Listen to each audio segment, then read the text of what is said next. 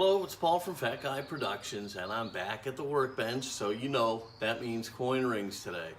Today, I'm going to take you through a special technique in the manufacture of coin rings called a Swedish Wrap. Here is a picture of some of the equipment we're going to be using. We're going to be using a Swedish Wrap die, some pushers, some kind of a protective tape to protect the details of the coin, lubricant, and then our standard press and a coin, of course. What is a Swedish Wrap? Well, in any coin ring making, to get a good final product, what you're going to want is you're going to want a fairly squared up ring. You're going to want the sides roughly parallel to each other. Even if you're going for a fat tire look, this is the starting point you want to get to. So you want a ring that is to the size that you're shooting to get to for what you're doing, and I'll explain that a little bit more in detail. And you're going to want to have nice square parallel sides, and a Swedish Wrap can do that. When you start using folding dies, you start to see diminishing returns on those. A Swedish Wrap is going to funnel a ring through an ever-shrinking passageway, bringing the sides together, squaring things up, and if you go all the way through the Swedish Wrap die, when it comes out the bottom, you're going to have a nice squared up ring. Now, I talked about the sizing. If you're going for a straight-walled ring, you're looking to get to the customer's ordered size, no problem. But if you're going to do a fat tire ring and you're doing Swedish Wrap, you're going to want to get a ring size that is about 2.5 to 3 times larger than what you're shooting for, so that when you bring it back down by bringing the sides in to get that fat tire look, you'll come back down to your final size. But no matter what you're shooting for, you really want to be at a good starting place, which is a nice, properly sized, squared up ring. That's where a Swedish Wrap comes into play. All right, today I'm using the jasonworks.com Swedish Wrap die. This is the 1.0 to 1.4, and I'm also going to be using a ring bearer and some pushers from Neil Pippett. And I highly recommend this Blue Monster PTFE thermal tape. This stuff, a lot of guys you're going to see use blue shop towels. Some guys use pipe tape. This comes in these great big long rolls. You can use plenty of it. It protects the rings great, so I highly recommend this. And we're going to use some Pepe lube too to help the ring get through the different dies. But that's it. So I'm not going to take you and hold your hand as we go through making the ring. We're going to start at this point here. All right? And then we're going to go ahead and Swedish Wrap it. So let's get to it.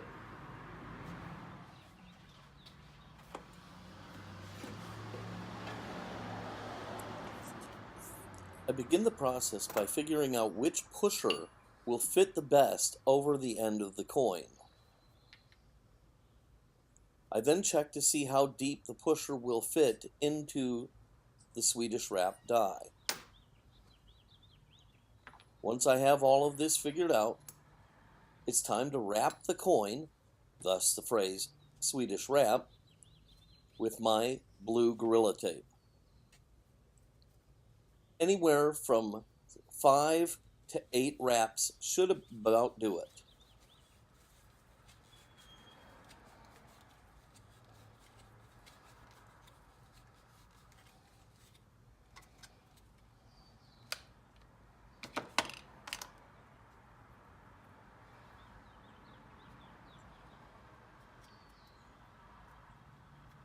Now I'll place the ring into the die, square it up a little bit, center the pusher, and I'm ready to start pushing it through the die.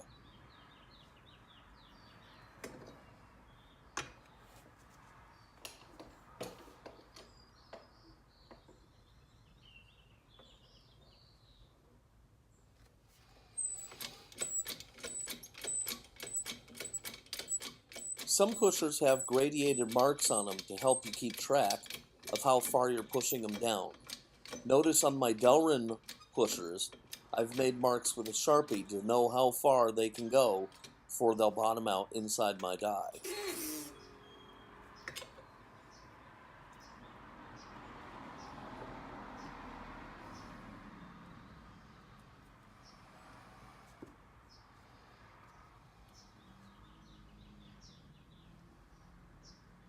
Now I'll peel off the old tape, assess my work,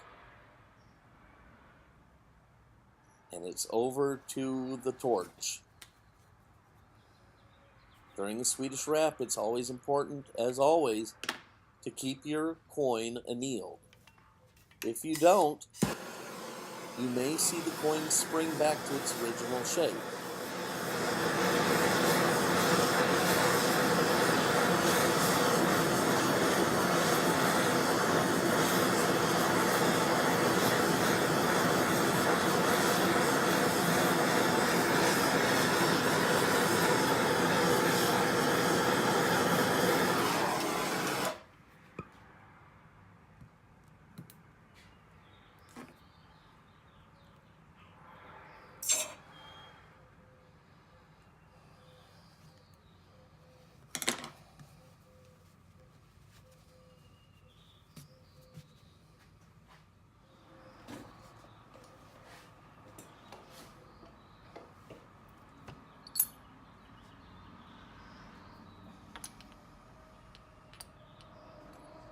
Back at the press, I'll figure out my next push, making sure to figure out what side of the pushing block I want to use.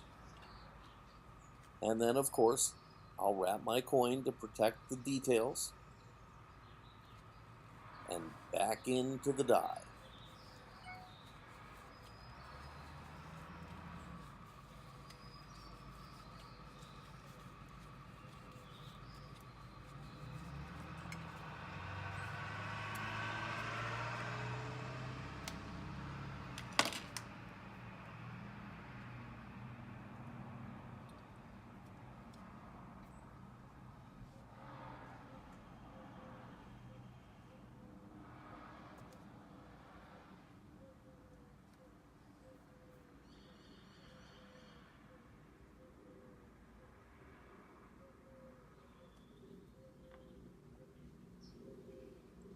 I'll use the wider side of the pushing block to square the ring up, then I'll flip it over, center it, and begin the push.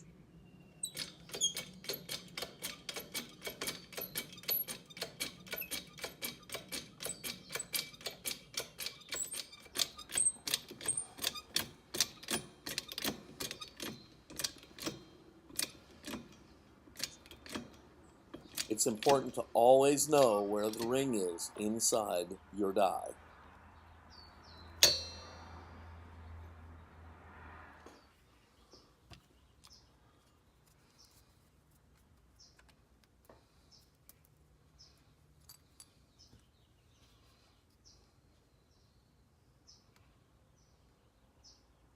Here you can see how the tape almost turns into a plastic under the pressures. This wrap protects all the details in your coin during the pressing and makes sure that it comes out proper.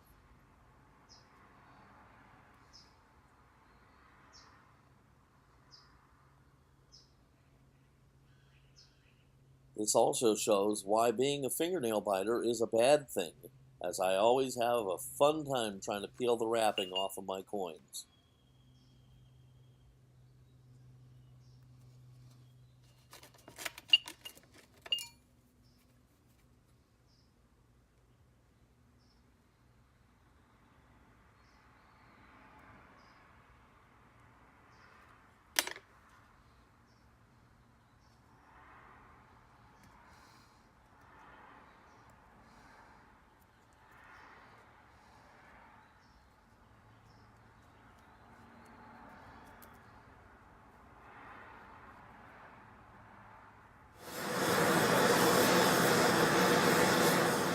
As I mentioned, always anneal.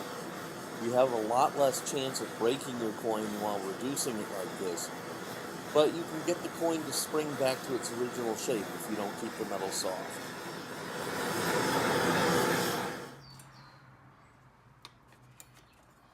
And yes, in addition to annealing, I also make sure to pay attention to the cut edge so I don't split my ring.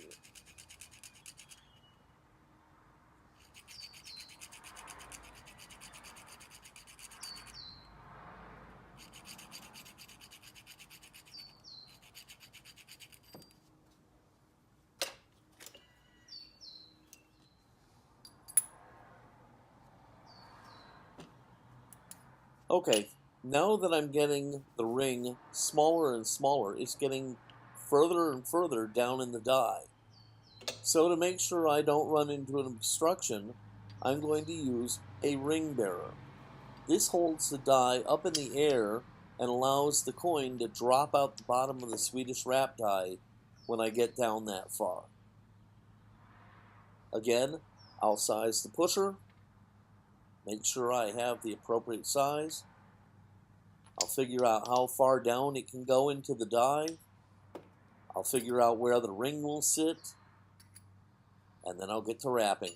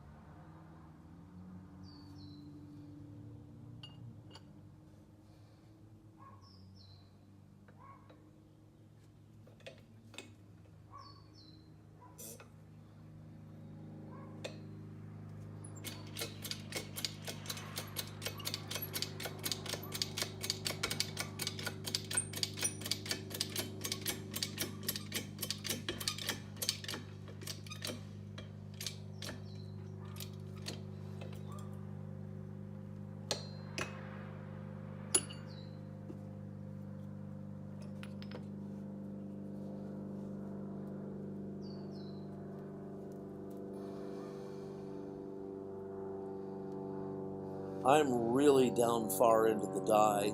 The ring is very, very square, but not perfect yet. Also, I only have about one more pass and the coin will come out the bottom of the Swedish Wrap die. So it's imperative on this next push to make sure I use the ring bearer.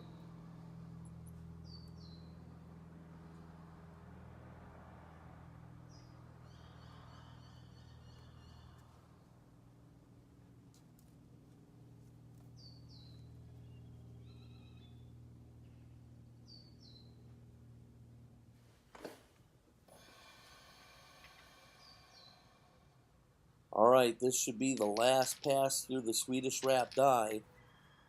As I do this, the ring will come right out the bottom. It will be squared up, the walls will be parallel, and the ring will be ready to go.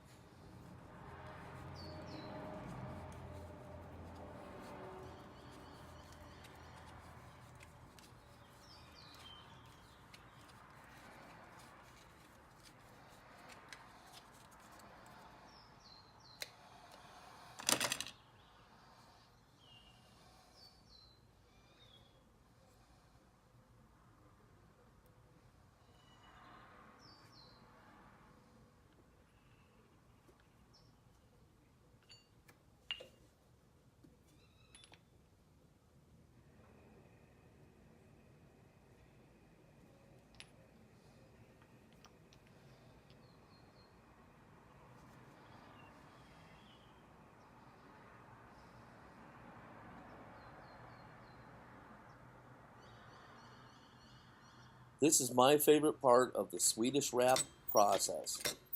that final push through the bottom of the Swedish Wrap die when the ring drops out the bottom.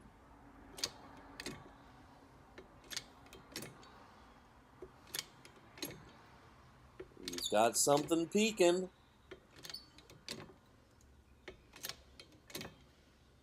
And success! We have success.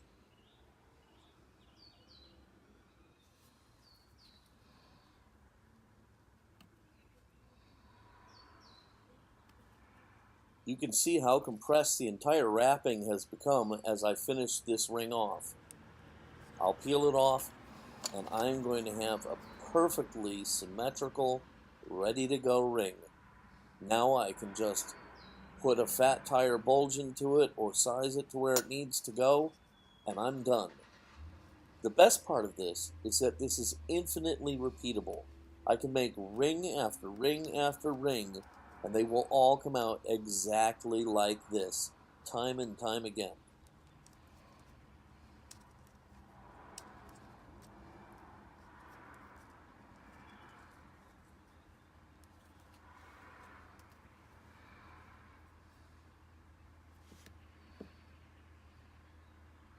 For me, the Swedish Wrap process is virtually indispensable.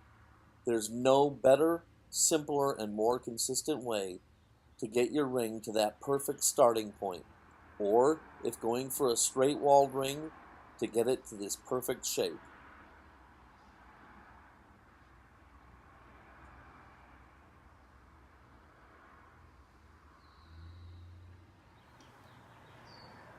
All right, that is how you make a Swedish Wrap ring. And the nice part about this is the consistency. As long as the Swedish Wrap die always has this diameter, you are going to consistently get this size ring every single time. End of story. You're going to get straight walls. You're going to get a perfect size every time.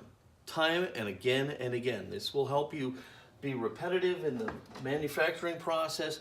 It'll give you this great starting point. This is a sellable ring exactly like this. Polish it up, trim the edges a little bit. I'm ready to sell this ring exactly as it sits. If I want to give it a fat tire look, I'll make sure that I'm about 2.5 to 3 sizes over this, and I'll start to bring the top and bottom edges in to give it the fat tire look. But there's no better way than using a Swedish Wrap to get consistent results, no damage to your ring, perfect every single time. All right, that's all I'm going to do today. I'm not going to go into the rest of the manufacturing process. That's for a later day. I hope you really enjoyed this video. If you did, give it a thumbs up, and please click subscribe. I can really use the likes and the subscribers. Again, this is Paul from Fat Guy Productions. Until next time, be good.